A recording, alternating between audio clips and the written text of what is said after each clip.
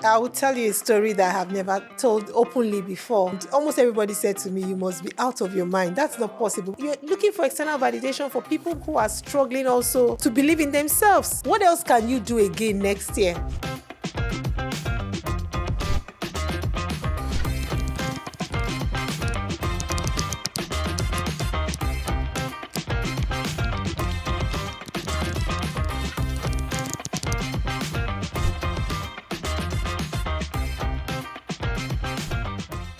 Hi, I am Fehemba. Welcome to the Purple Diaries, the Policy Innovation Center's podcast series that takes a deep dive into the conversations and dialogues that we had at the Gender and Inclusion Summit 2025. Through the course of this podcast, we'll be sitting down with incredible individuals, people who are impacting the world and changing the way that we see it. Now, let's take a deep dive into this conversation. So ensure to subscribe, like, share, and comment. You are welcome, Dr. Osasuyi Dirisu, to the Purple Diaries. Thank you so much. It's great to be here. We want to take you down memory lane. We know that the Gender and Inclusion Summit has been on for 4 years. Now, we want you to take us back to the first year in 2022 when you started. What was going through your mind? First of all, what inspired the Gender and Inclusion Summit? And when you're about to start or go on this journey, what were the emotions you were going through? What were you experiencing, at that moment in time? Okay, thank you so much. For this. I will tell you a story that I have never, told openly before. But something like this came to my mind since 2016 that I had been doing gender-focused work. And I think a part of me felt that there was just no platform to express cross-fertilize ideas and just come up with some co-creation that helps you to reflect on what solutions should be like. And so it was just something I desired that, I wish we could do something. So initially I started by trying to do a gender-focused training in an organization where I worked, but nobody really bought the idea. And then later I thought about, okay, can we just have conversations? But how do I fund it? So I kind of buried all those ideas until I came to PIC in 2021. And then 2022, I kind of, just got up and spoke to my colleagues at that time and said, you know what, let's run a gender and development course because I was doing a lot of gender work, gender research, gender programming. But, every day when I go out, I see that lack of a platform to really provide build capacity for gender-focused work. Yeah. And so we started the Gender and Development course. The first one was amazing. We had about 30 participants, very engaging. So we went on and did the second one. So by the time we were going to do the second one, I started saying, you know what, we're bringing people to train them. Yeah. After training them, what happens when they go out to do gender work?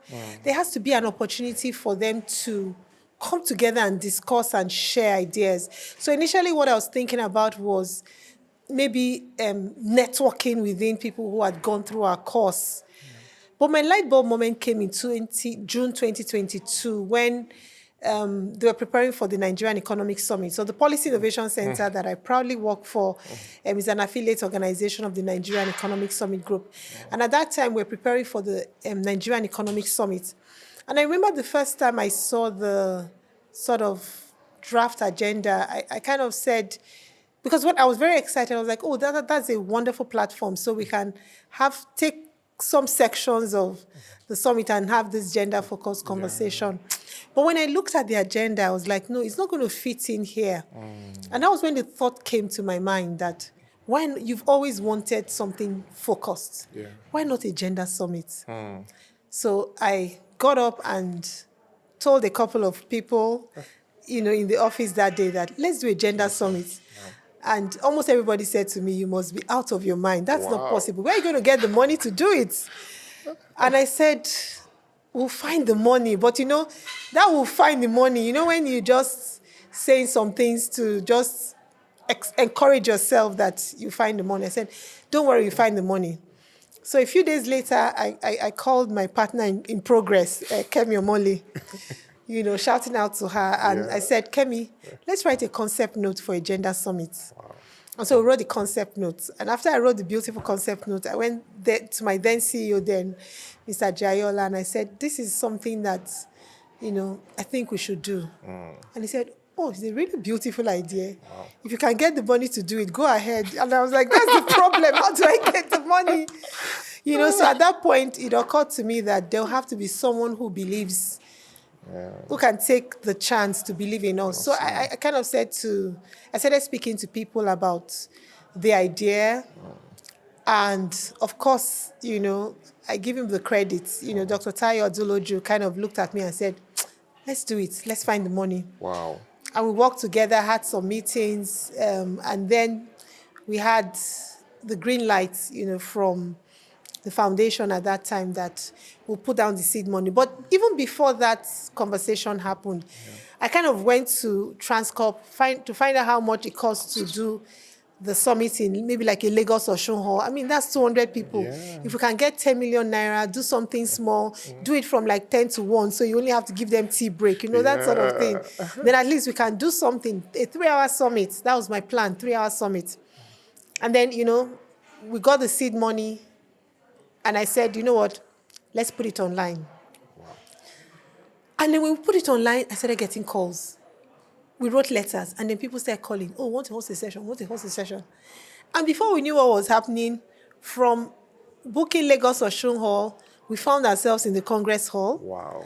And we had a summit that lasted from 9 a.m. to 6 p.m., a one-day summit. And everybody was seated, engaged, so appreciative of that opportunity to just let out and learn and network and just cross-fertilize ideas. Yeah. And so you would think I would stop there and say, oh, now we've done a one-day summit. Let's continue a one-day summit. And then I was debriefing in my head after the first summit. The idea came to my head. You see that it was a rush, squeezing everything for 9 hours, from 9 a.m. to 6 a.m. Make it 2 days next year.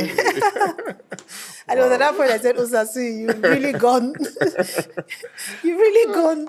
Like, I mean, you just finished pulling off one. Yeah. Maybe you run another one-day summit for the next 3 to 4 years before you think of 2 days. And I knew that if I slept over it, I would start to get afraid.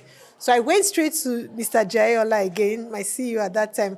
And I said, sir, I just want to let you know that the gender, because I knew that once I say it, I'm committing myself. And I said, next year, the Gender and Inclusion Summit is going to be 2 days. And he was like, what?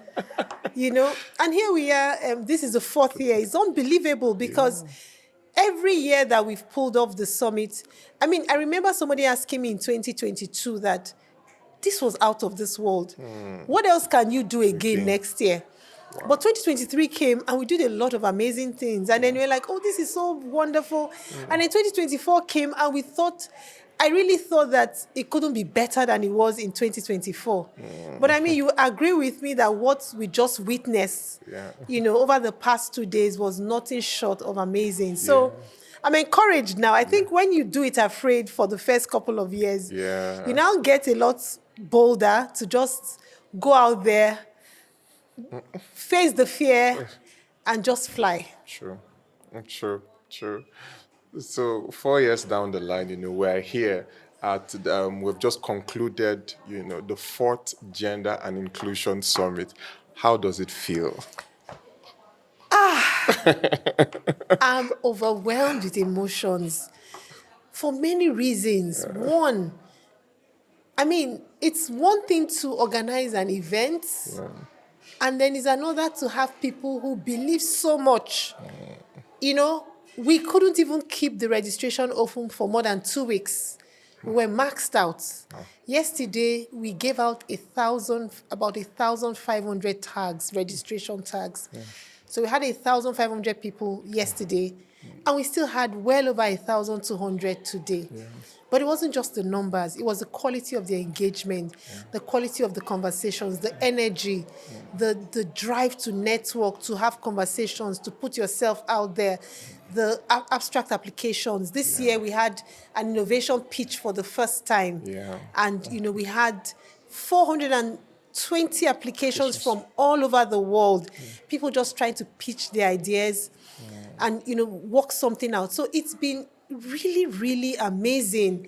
Then we had a lot of energy from the first ladies, the ministers, the high-level guests, the participants. Everybody came with one purpose to kind of contribute to this very important conversation, but also be part of how we're shaping change and building an inclusive society. True. I'm so thankful that we not only pulled off this summit, but we did so with a lot of support, a lot of partnerships from either our volunteers, our staff. I mean, many people don't even believe that a summit is run by in-house personnel. Many people think that we outsource the summit and just show up like the celebrities. No, we do the hard grind to reflect on every single detail, the sessions, the committees, the presentations, every single thing is in-house. And I couldn't be more grateful that we have, over the last 4 years, not just built a platform, but built the capacities within PIC to deliver on that platform. Sure. Well done. What you do, it's beautiful, it's impactful, but it's also very demanding. Considering the amount of work, that you put in to get the results that you have, what are the key lessons you've learned, both in your professional life and in your personal life that you could share that other people could learn from? Thank you. So many lessons, but I'll just keep them to a few. Yeah. I think one thing that has helped me, and it's something that I had a friend so many years ago who used to say to me that, because I've always been a very passionate person, so like anything I'm passionate about, I go all out. And it's because I'm passionate about the summit that, I've really been very invested in seeing how we can sustain this platform. And then he said to me one day that passion does not take you to the bank to withdraw money. Because sometimes, I used to write a lot of ideas and I'll say, what do you think about this? And you'll be like, you've come again with your passion. Passion does not put food on your table. But you know what? I think one of the biggest lessons I've learned is that there's a fulfillment you can't buy with money. When you stand at the intersection of being solution-driven and being the change that the world wants to see.